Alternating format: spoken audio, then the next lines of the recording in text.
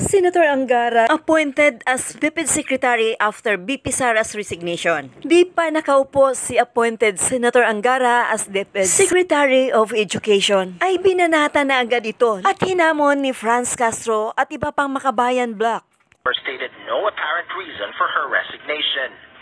Mga kababayan, ang aking pagbibitiw ay hindi lula ng kahinaan, kundi dala ng tunay na malasakit para sa ating mga guro at kabataan.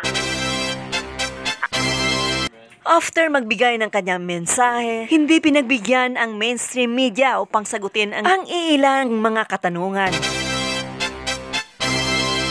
Sinupalpal ni Franz Castro at iba pang makabayan bloc ang newly appointed Deputy Secretary na Senator Angara. After BP Sara's resignation as Deputy Secretary, naanimoy napakagaling niya bilang isang public servant na hanggang sa ngayon ay wala pang napapatunayan. Ang pagkaupo ng makabayan bloc sa Congress ay iisa lamang basura at pag-aksaya sa pera ng bayan. Ang grupo ng makabayan bloc ay nagpakita ng pagkadismaya dahil dismayado na sila na hindi sila nakakuha sa pwesto as DepEd Secretary. Lalo na itong si Castro dahil alam natin ang target niya ay ang kabataan.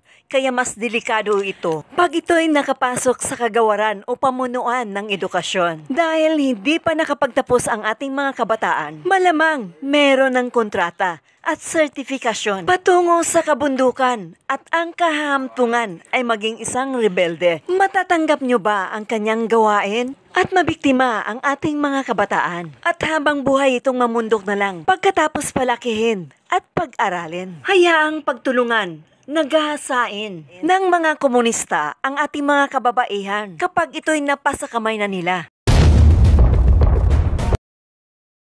Pumiling ng preliminary investigation sina ACT Teachers Party List Representative Franz Castro at dating Bayan Muna Congressman Soto Ocampo kaugnay ng pagkakaaresto sa kanila. Payag daw ang dalawa na manatili sa kustodiya ng PNP basta maiimbestigahan ng maigi ang kanilang kaso. Kinasuhan ng child trafficking at kidnapping sina Castro at Ocampo matapos mahuling ibinabiyahe ang 14 na estudyanteng lumad sa Davao del Norte. Ayon sa mga pulis, nagreklamo kasi ang mga magulang ng mga bata. Damay din sa asunto ang 15 pang opisyal at tauhan ng eskwelahan na pagdadalan sana sa mga bata. 80,000 pesos ang inirekomendang piyansa para sa bawat isang naaresto.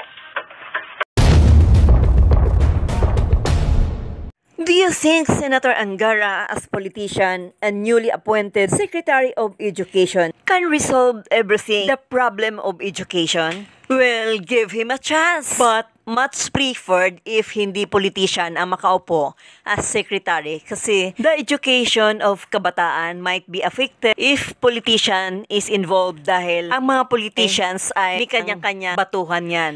Katulad ng ginawa nila kay BP Sara dahil sa inggit, kaya as of now, nakahang ngayon ang pamunuan.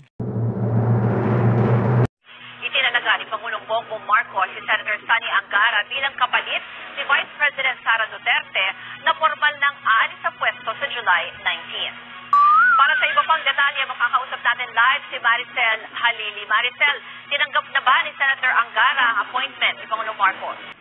Ruth, tinanggap nga ni Senator Sani Angara ang pagkakatalaga sa kanya bilang kalihim ng Department of Education. Kasunod na rin ito ng mga endorso sa kanya mula sa iba't ibang senador at ilang grupo ng edukasyon. Wala si Angara sa cabinet meeting sa Malacanang kanina kung saan inanunsyo ni Pangulong Marcos ang kanyang appointment. Pero sa isang pahayag, nagpasalamat ang senador sa tiwala ng Pangulo. Sabi niya nakahanda siyang makipagtulungan sa buong administrasyon kabilang na kay Vice President Sara Duterte para magkaroon ng dekalidad na edukasyon ng bansa. Pangako rin ni Angara kasama ang lahat ng stakeholders, sisikapin niyang maging maganda ang kinabukasan ng bansa sa pamamagitan ng maayos na education system. Winelcome naman ng Department of Education ang pagtatalaga kay Angara at tiniyak ng ahensya na makikipagtulungan ito sa kanilang bagong leader. Kasabay ng pag-anunsyo ng appointment ni Angara bilang DepEd Chief, binigyang diin ng palasyo ang kanyang education background. Nagtapos si Angara ng Bachelor of Science in Economics sa London School of Economics. Kumuha rin siya ng Bachelor of Laws sa University of the Philippines at nag-Master of Law sa Harvard University. Kabilang sa mga isinulong niya sa legislatura ang Universal Access to Quality Tertiary Education Act at ang Enhanced Basic Education Act of 2013 o ang K-12 Act. Ruth, nagpasalamat din ng Malacanang sa kontribusyon na ibinigay ni Vice President Sara Duterte sa Department of Education at umaasa sila na magiging maayos ang transition ng pamunuan sa nasabing departamento. Ruth. Maricel, so kung July 19, opisyal na mauupo bilang DepEd Secretary si Senator Angara.